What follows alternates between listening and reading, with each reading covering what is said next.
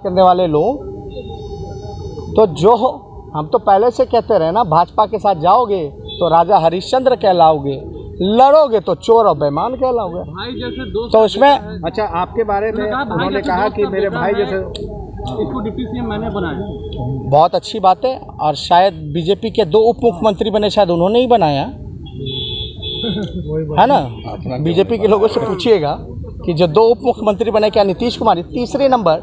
हमने यही तो कहा, चेहरे की बात करते थे 80 सीट जिता देते थे, उनके चेहरे पे लड़े तो हम 23,000 से जीते, अपने चेहरे पे लड़े तो 40,000 से जीते और लगभग उतनी सीटें हमने जिता दी। तो तीसरे नंबर की पार्टी, तो दूसरे नंबर की पार्टी जब जश्न मना रही थी तो क्या क्या ट्वीट कर रही थी वो सबने देखा है। तो सिंगल लार्जेस्ट पार्टी होने के बावजूद भी नीतीश कुमार जी मुख्यमंत्री कैसे बने, स्पीकर का पद भी हम लोगों ने दिया।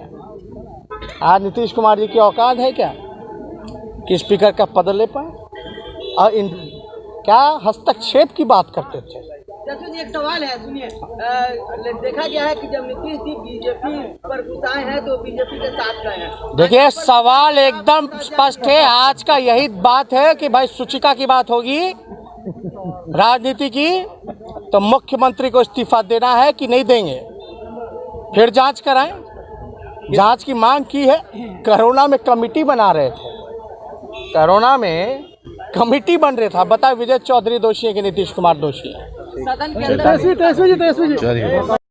लेकिन एक मर्यादा में रहने वाले लोगों को जो फैसला हुआ, हालांकि जनता ने जनादेश दिया, चुनाव आयोग का नतीजा आया, फिर भी हम लोगों ने स्वीकार किया और बड़ी उम्मीद से कि भाई मुख्यमंत्री जी के सामने जहां शुचिता की बात आती है तो शुचिता जो देश का सबसे अनुभवी मुख्यमंत्री है, चाहे नफ़ा हो नुकसान हो, हम लगातार उनकी इज़्ज़त करते रहे हैं, सम्मान करते रहे हैं। चाचा से भी हमने संबोधन किया है, लेकिन प्रोटोकॉल को मानते हुए सदन में कोई चाचा भतीजा नहीं होता है। नेता प्रतिपक्ष मुख्यमंत्री होते हैं तो मेरा कर्तव्य बनता है सवाल को पूछें। लेकिन चुनाव के दौरान कुछ लोग आपा खो रहे थे, अपना भड़ास निकाल रहे थे, बच्चे गिन रहे थे। तो मेरे अगर सवाल को लेकर के उन्हीं का कोट करते हुए हमने बोला था, सब लोगों ने सुना था, देखा था, वीडियो क्लिप भी है कि मुख्यमंत्री कह रहे थे कि बेटे के चाह में जो है बेटियां पैदा करते रह गए। तो हमने भी ये जवाब दिया कि ये मर्यादा और एक जहाँ तक बात की जाए तो ये शोभा नहीं देता किसी मुख्यमंत्री को और सबसे अनुभवी मुख्यमंत्री को कि आप बच्चे के बारे में या मेरे परिवार की बहनों को आप राजनीति में परामर्श में आप घसीट के लेकर के आएँ। कहने के लिए तो लोग ये भी कह सकते हैं कि भाई आप एक संतान के बाद आपने डर के कारण बेटी ना पैदा हो जाए इसलिए आपने जो है दूसरा संतान पैदा नहीं किया। लेकिन हमने तो चुनाव के दौरान नहीं कहा, हमने तो उन्हीं की बात को कहा या उनको याद भी दिलाया कि ऐसी बात अगर लालू जी में होती तो हम 2 भाई हैं, मेरे बाद भी एक छोटी बहन है जो आखिरी में है, वो बेटी है, मेरी बहन है। तो हमने तो उन्हीं की बात को याद दिलाया। अगर मेरे बात को प्रोसीडिंग से हटाया गया, प्रस्ताव दिया गया, तो यानी मुख्यमंत्री की हार हुई। इससे मुख्यमंत्री क्या कि ये उनका है या नहीं? आप रिकॉर्ड में देख लीजिए ना, सवाल किया आपने, आप रिकॉर्ड में निकाल के देखिए। हमने तो यही कहा था उस समय भी, उनके तो एक पुत्र हैं और हैं कि नहीं ये वो अच्छे तरीके से जानते हैं, वो तो वही बता पाएंगे। इसमें आपत्ति नहीं होनी चाहिए। इसमें की किस बात की है? आपके कितने पुत्र हैं नहीं है वो हम कैसे जानते हैं? वो तो आप ही बता पाओगे ना। इसमें हमको तो नहीं पता कि भैया यहाँ जितने लोग बैठे हैं किसका क्या है, वो तो आप ही लोग बेहतर जानते हैं कि आपके परिवार में कितने भाई हैं बहन हैं। हालांकि मुख्यमंत्री का परिवार भी 5-6 भाई बहन है, सिबलिंग्स हैं। तो ये पूरी लेकिन आप जानती है कि उनके एक तो मुख्यमंत्री आरोप लगा रहे हैं आप कि उनके और भी बच्चे हो सकते हैं। वो आपका कल्पना हो सकता है, नहीं आप कह वो आपका सोच हो सकता है, हम उस सोच के नहीं है। यही तो मुख्यमंत्री को हमको बताना था और मेरे ख्याल से उनको जवाब मिल गया होगा। मुख्यमंत्री का क्या कहना था जब उस बच्चों बहनों के बारे में मेरे बोल रहे थे, तो क्या उनसे सवाल पूछा आपने? मेरे को तो नहीं लगता है पूछा होगा। खैर जो भी हो, सबको अपना अधिकार है, आपका अपना अधिकार है। लेकिन तेजस्वी जी उन्होंने नाम नहीं लिया था लालू जी का, उन्होंने कहा था तो वही बात हो रही है ना कि वो लोग ऐसा करते हैं, तो आपने अपने ऊपर क्यों ले लिया? वो बिहार की जनता बेवकूफ़ है क्या? हमको तो कुछ नहीं कहना, टिप्पा टिप्पणी नहीं करनी है। अच्छा, उन्होंने सदन में कहा है कि झूठे आरोप लगाए गए हैं, कार्रवाई होनी चाहिए और इस पर जांच भी होनी चाहिए। आप एक बात बताइए, जहाँ तक बात आती है, मुख्यमंत्री अभी गुस्से में बबूला थे क्योंकि बहुत लोगों को सच पता नहीं थी।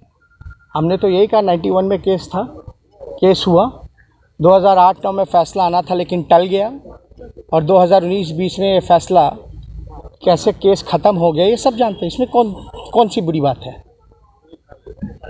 आप बताइए, फेयर इन्वेस्टिगेशन क्या मुख्यमंत्री रहते हुए में क्या एसपी उनके खिलाफ काम करेगा? कोर्ट में तो वही मान्य होगा ना जो जांच एजेंसियां रिपोर्ट करेंगी। आप मुख्यमंत्री हो, आप इस्तीफा दे देते फिर जांच कराते तब मानते। आपने तो उस समय इस्तीफा की पेशकश नहीं की, लेकिन जब हम उप मुख्यमंत्री थे, जब आरोप लग रहे थे, तब क्या क्या कहा जा रहा था, क्या क्या नहीं कहा जा रहा था। तो मुख्यमंत्री रह करके ही अपना जांच कर। तेजस्वी जी, सदन में बहुत हंगामा हुआ है।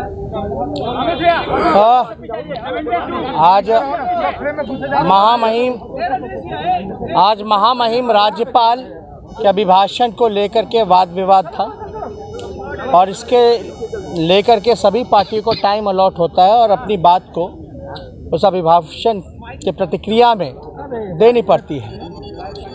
और आप सब लोगों ने भी अभिभाषण देखा होगा, शायद ये पहला इतना छोटा अभिभाषण राज्यपाल का बिहार ने देखने का काम किया। मात्र 1.5 से 2 पन्नों का ही अभिभाषण था। अभिभाषण जो होता है राज्यपाल का, वो सरकार का क्या विजन है, क्या रोड मैप है और किस दिशा में सरकार अगले 5 साल काम करेगी, उसको लेकर के होता है। इससे समझ में आता है। अगर आप देखिएगा, जहाँ तक हम लोगों ने अपनी बात को रखा, तो हम लोगों ने बताया कि हम किन मुद्दों को लेकर के चुनाव में गए थे। पढ़ाई, दवाई, कमाई, सिंचाई, सुनवाई और कार्रवाई वाली सरकार, भ्रष्टाचार का मामला हो या बड़े कारखाने की बात हो, किसान की बात हो, स्वयं सहायता समूह की बात हो, मजदूरों की बात हो, कोरोना की बात हो, एक पॉजिटिव कैंपेन हम लोगों ने चलाया। प्रधानमंत्री से लेकर के मुख्यमंत्री तक एक 31 साल के नौजवान के पीछे क्या क्या अमर्यादित बयान नहीं दिया गया है मेरे परिवार के बारे में, मेरा क्या क्या नामकरण नहीं किया, लेकिन फिर भी उन सब को भाव ना देते हुए हम मुद्दों की बात करते रहे और वो लोग मुर्दों की बात करते रहे। हम वर्तमान भविष्य की बात करते रहे और वो लोग इतिहास के बासी पन्ने और भूतकाल की बात करते रहे। हमारा अभी भी मानना है, स्पष्ट मानना है कि जनता का जनादेश जो था वो बदलाव का था, और जनता ने जनादेश महागठबंधन को दिया। और ये सरकार की फितरत है कि चोर दरवाजे से पिछले बार भी आई और इस बार भी आपसे रिपोर्ट तय किसमें आ जाता है। IAS अधिकारी ने लिखा ना, अपना तो करेंगे ही ना करेंगे, जांच रिपोर्ट प्रभावित। जब दूसरों का कर लेते हैं, बालिका गृह में सृजन घोटाला में IAS अधिकारी लिख करके दे रहा है, तो वो अपना केस का नहीं करेंगे मैनिपुलेट, इस्तीफा दे दें। अभी भी जांच की बात कही है, हम तो चैलेंज करते हैं, अगर आपने गलती नहीं की है तो आप इस्तीफा करें मुख्यमंत्री पद से और जांच कराएं CBI से। क्या वो इस्तीफा देंगे? क्या वो जांच की सिफारिश करेंगे? लालू जी ने तो चारा घोटाले की सिफारिश की थी CBI को। अच्छा, लालू इस्तीफा भी दिया। ऑडियो वायरल हुआ है, उस ऑडियो वायरल के बारे में क्या? बहुतों का ऑडियो वायरल होता रहता है, नहीं होता रहता है, ये जांच का विषय है। आप चाहते हैं किसकी जांच हो? नहीं, वो मेरे चाहने या ना चाहने से नहीं होगा। अब कानून अपना काम करेगा, करने दीजिए। आपको लगता है कि उन्होंने प्रलोभन दिया था मंत्री बनाने का? हमने ये भी देखा मध्य प्रदेश में, हमको बहुत अच्छे से पता है कि प्राइवेट प्लेन से 20-20 करोड़ 40-40 करोड़ का प्रलोभन दे करके मध्य प्रदेश, राजस्थान, आपका कर्नाटका में हुआ। उस पर भी सवाल पूछिए ना भैया। यहाँ तो प्रलोभन की बात कहाँ आ रही है, नहीं आ रही है। ऑडियो वायरल सही है, नकली है, वो जांच का विषय, वो अपना नतीजा होगा। लेकिन भाई अद्भुत है, बिहार के मेवालाल चौधरी जो हैं उन पे इस्तीफा लिया जाता है, लेकिन अशोक चौधरी का नहीं लिया जाता। हमने तो सीजर का रखा है। वित्त मंत्री कौन था उस समय? सुशील मोदी जी। कॉन्स्पिरेसी का क्या मुकदमा नहीं चलना चाहिए उन पे 120B का? वो फाइनेंस मिनिस्टर थे और सरकार की तिजोरी से पैसा लिया जा रहा था। आरबीआई सीएजी रिपोर्ट में संजीत कुमार का मेल से लेकर के बैंक स्टेटमेंट हमने एक शाखा बता दी, कौन से बैंक से, शाखा से कितने पैसे उनकी बहन के अकाउंट में है। तो ये तो जीतन राम मांझी क्या इस पे भी जो कह रहे हैं कि उनको भी आप स्थिर रहिएगा एक जगह से, तब तक काम होगा। बिहार का 3300 करोड़ रुपया सीजन में गया है। अब सुशील मोदी जी पर जांच क्या पूछताछ तक नहीं हुई? क्यों नहीं हो